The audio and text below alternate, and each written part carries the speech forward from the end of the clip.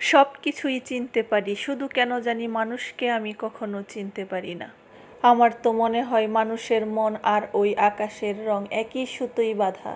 কখন যে পরিবর্তন হয় আমরা কেউ বলতে পারি না। স্বার্থপর মানুষ কখনো কারো কোনো দিনও আপন হতে পারে না। তারা নিজের স্বার্থে মানুষের সাথে মিশে, আবার স্বার্থ শেষ তখন ভুলে যায়, মনেও রাখে না।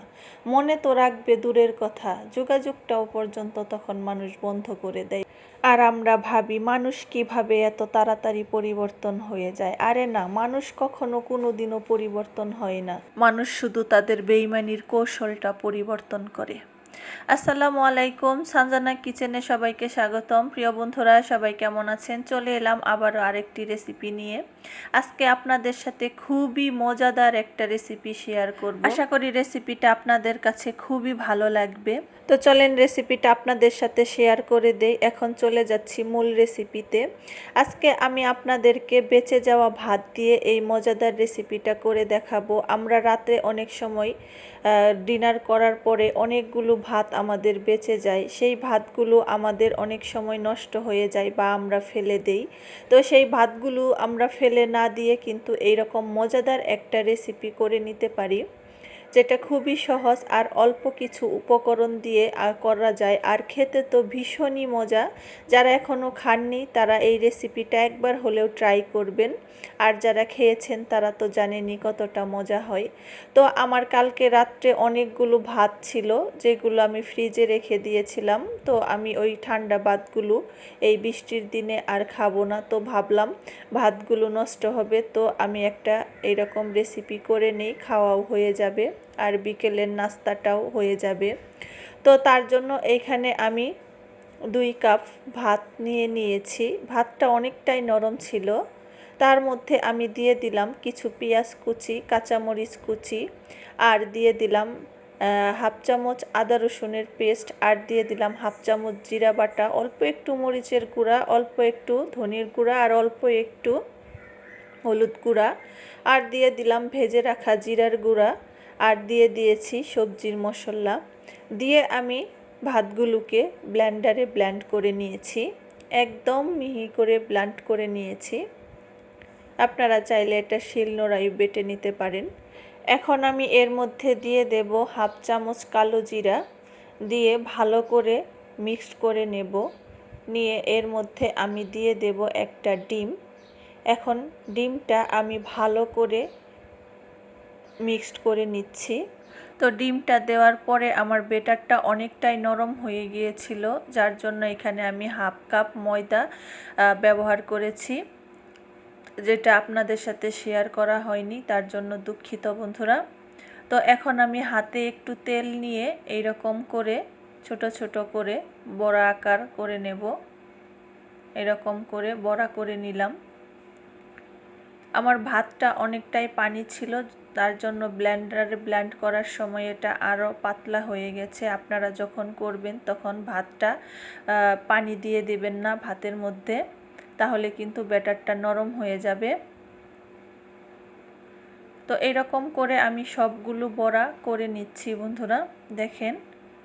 তো এখানে আমি বড়াগুলো করে এখন ব্রেড ক্রামের মধ্যে বড়াগুলো এইরকম করে নিচ্ছি। নিয়ে এখন আমি চলে যাচ্ছি চুলায় আমি আগে থেকেই প্যানের মধ্যে সাদা তেল গরম করে নিয়েছি। এখন শুধু এগুলা ভাজার পালা। তো এক এক করে আমি সবগুলো বড়া দিয়ে দেব।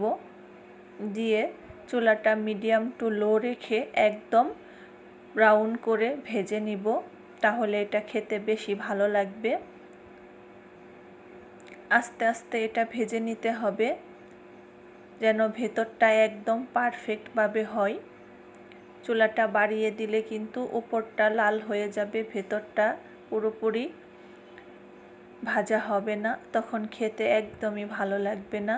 চুলাটা মিডিয়াম টু লো রেখে আস্তে আস্তে ভেজে নিলে কিন্তু একদম মুচমুচে হবে আর খেতে অনেকটাই ভালো লাগবে।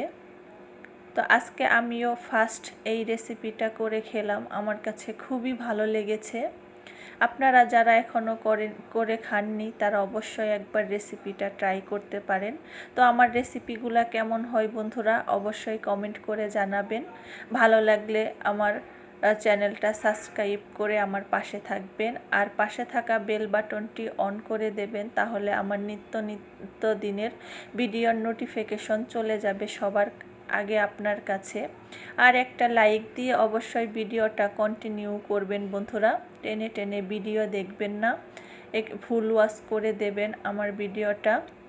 আর আমার রেসিপিগুলো যদি আপনাদের কাছে খুবই ভালো লেগে থাকে বন্ধুরা, তাহলে আপনাদের বন্ধু বান্ধব আত্মীয় স্বজনের কাছে আমার রেসিপিটা শেয়ার করে দিতে পারেন। আর যে সকল বন্ধুরা দূর দূরান্ত থেকে আমার ভিডিওগুলো দেখেন তাদেরকে অনেক অনেক ভালোবাসা আমার তরফ থেকে, আমাকে এতটা সাপোর্ট করার জন্য।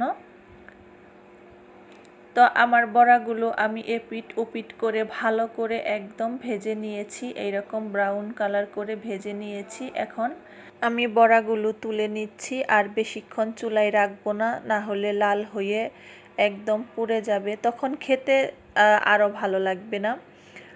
তো আমি এখন বড়াগুলো তুলে নিচ্ছি। দেখতেই পাচ্ছেন বন্ধুরা কতটা সুন্দর কালার এসেছে। ভাত দিয়ে যদি এইরকম একটা নাস্তার রেসিপি আমরা বিকেলে করে নিতে পারি, তাহলে আর বাহিরে থেকে কিনে এনে খাবার কি দরকার। আমাদের বাসায় কিন্তু প্রতিদিনই এইরকম ভাত বেশি হয়, তো ওই ভাতটা আমরা ফেলে দিই, অনেক সময় ফেলে না দিয়ে বিকেলের নাস্তা করে নিলাম, তাহলে তো ভালোই হলো। তো আমার বড়াগুলো ভাজা হয়ে গেছে, আমি সবগুলো বড়া তুলে নিয়েছি। দেখেন বন্ধুরা কতটা সুন্দর আর কতটা ব্রাউন কালার হয়েছে। এখন আপনাদেরকে পরিবেশন করে দেখাচ্ছি বন্ধুরা কতটা ক্রিস্পি হয়েছিল নাস্তাগুলো, আপনারা না খেলে বুঝতে পারবেন না। তো আমি একটা বড়া আপনাদেরকে ভেঙে দেখাচ্ছি, একদম মুচমুচে, ভিতরে কিন্তু একদম তুলোর মতো নরম। তো আমার রেসিপিটা কেমন হয়েছে বন্ধুরা অবশ্যই কমেন্ট করে জানাবেন। আজকের মতো এখানেই শেষ দিচ্ছি বন্ধুরা, চলে আসব আবার আরেকটি রেসিপি নিয়ে।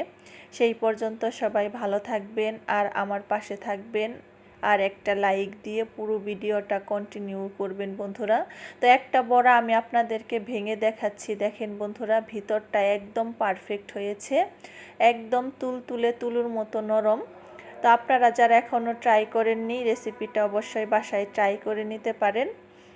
তো আজকের মতো এখানে শেষ দিচ্ছি বন্ধুরা, ভালো থাকবেন সবাই, আল্লাহ হাফেজ।